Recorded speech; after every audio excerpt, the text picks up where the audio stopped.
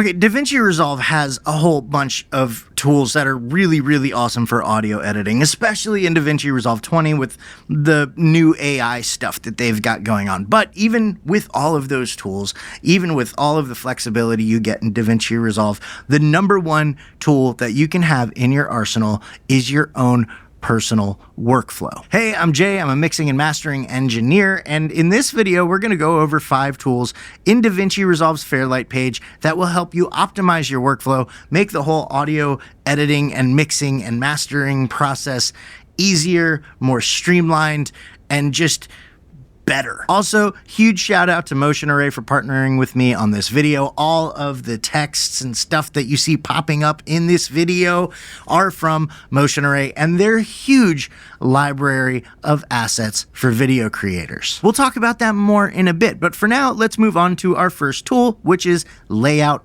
presets. If you don't already know this, DaVinci Resolve gives you the ability to save layout presets. And while it's really cool for like the edit page and fusion page, I would argue that it's probably most useful in the Fairlight page. And this is because there are a lot of different phases of the audio post-production process. You've got sound design, you've got editing, you've got mixing, you've got mastering. So if we jump into the Fairlight page in DaVinci Resolve, come up to Workspace and go down to Layout Presets, you'll see I've created presets for audio editing, mixing, sound design, and mastering, and you can see for each one of these presets, I can load it, I can update it if I ever change something in that preset, I can export that preset, and I can delete that preset. And just to give you an example, let's say I am in the sound design process, I can come down to sound design, we'll do load preset, and you can see it's no mixer, no inspector, all we have is preview monitor, timeline, and sound library. And then when I inevitably get to the mastering phase, I can come down to layout presets, mastering, load preset, and boom, I've got my index, I've got my timeline, and I've got my mixer. Now let's say I wanted to create a new preset for whatever reason. Maybe I just wanted a bare bones preset that only showed the timeline. That's easy. All we have to do, close down index, we'll take away the meters, we'll take away the mixer, and all we have now is our timeline. Maybe I want to, for whatever reason, display the video tracks. So we can come up and go to Workspace, Layout Presets, Save Layout Preset, and give this a name, My New Preset. Click OK, come up to Workspace, Layout Presets, My New Preset. I highly suggest using layout presets, especially if you find yourself working in multiple phases of the audio post-production workflow. The other presets I recommend, and please forgive me for being this cheesy, but the presets in Motion Array, they've got effects presets for just about any situation, and they're super easy to find with AI-powered search filters. You just type in what you need, you can say what software it's for, what version of the software, what resolution you want, and you can just browse for days looking at a whole bunch of really high quality presets. The title presets are my favorite. That's like everything that you're seeing in this video as far as text is concerned has been from Motion Array presets. All right, let's talk about a DaVinci Resolve tool that I use probably more often than anything else. I pretty much switch to it at the beginning of the audio post-production process. Every time I move on to a new phase, what I am talking about is the index. If we come up to the top left of the Fairlight page and click on index, you'll see the index. And in that index, you can see every single track in the Fairlight page, even the video tracks if you have those enabled. But let's focus on the audio tracks for now. For each one of the tracks, you can find the track number, you can find the track name, you got some track controls like track locking, arming for record, solo, and mute. You can also see the track format, so if it's mono or stereo or surround sound. You can categorize your track. So this is a dialogue track. If I wanted to change that for some reason, I could click on dialogue and I can choose music, sound effects, ambience, or other. You can also choose which track you're going to monitor. Basically, which track are you going to hear out of your headphones or your speakers. 9 times out of 10, it's going to be bus 1. That is what you are usually listening to when you're mixing. The only time that you will find yourself changing this is if you are working in a room and you figured out some kind of room correction EQ, which you usually aren't going to find unless you're like a super pro, but you would then create what's called a listen bus. You would have that correction on the listen bus. That's what would be being monitored, and your main bus, bus 1, would be kept as your main export bus. So that way you are exporting your main bus without the room correction, but you can still listen to it with an EQ that corrects for any kind of reflections or bass buildup or anything like that. You can also turn automatic delay compensation on and off. That's a whole different thing. But you can also rearrange your tracks. So let's say I, for whatever reason, wanted this mono sound effects track to be below all of the stereo sound effects tracks because I don't want it to accidentally get lumped in with my mono dialogue tracks. That's easy, just drag and drop. I can also click on the name to rename any track. If I click the eyeball, I can actually hide the track. So if I click on video 1, video 2, video 3, now you look at my timeline, you'll see I have no more video tracks here. Let's say I'm only working with dialogue, so we're going to hide our sound effects tracks and our Foley and our music, and now all I have left are my dialogue tracks, and then I can bring them back up. And then if I right click on any one of those tracks, I can delete it, change the track type, or change the track color. Moving on, let's talk about the Fairlight sound library, which I've already made a video about, so I'm not gonna go too deep here, but the Fairlight sound library is super cool. It is a streamlined approach to auditioning your sound effects in your mix, in the context of your mix, which means I can play a sound effect without actually putting it in the timeline, and it doesn't stay in the timeline unless I click confirm.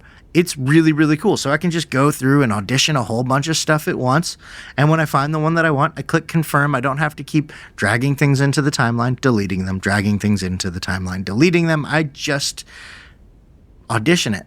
And then if I like it, I hit confirm and it's in the timeline. Super cool. What's even cooler is that the Fairlight sound library comes with a whole bunch of sound effects built in. But what's even cooler than that is you can add sound effects to it. In fact, that's become kind of a part of my day-to-day workflow. Whenever I'm working on a project and I need some sound effects and I want to find maybe something new and fresh, I will go to Motion Array and I will search there just tons and tons of sound effects, and when I find stuff that I like, I'll download them and I'll throw them in my Fairlight sound library, so that way I can just hop over to the Fairlight page and start auditioning stuff right away. And when I move on to the next project, those sound effects are still there. I don't have to keep copying them over to a project folder. I don't have to remember where I've stored them on my computer. They're just there in the Fairlight sound library. It's amazing.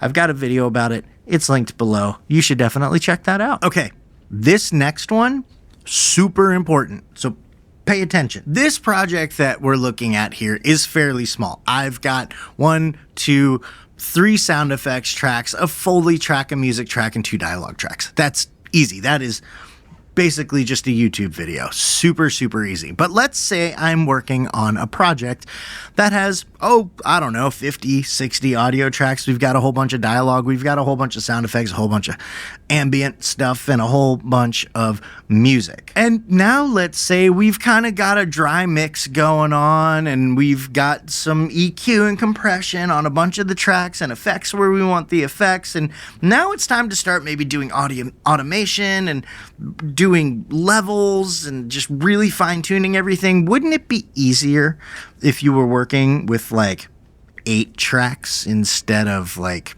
60 tracks? Stems. I'm talking about creating stems. Stems are basically a group of tracks that fall under the same category, all being routed to a bus to make it easier to mix all of your different categories together. Let me show you exactly what I mean. Like I said, I've got 2 dialogue tracks, I've got 3 sound effects tracks, I've got a Foley track, which counts as ambience, and I've got a music track. So I'm gonna come up to Fairlight and I'm gonna do bus format. This is how we add buses, okay? I am going to add 4 buses. My first bus name is going to be DX for dialogue, and it's going to be a mono, and we're going to go ahead and make it blue. My next track is going to be sound effects, which is going to be stereo, and we're going to call that purple. Next is going to be ambience, also stereo, and we'll also make that purple. Basically, we're making our buses match our track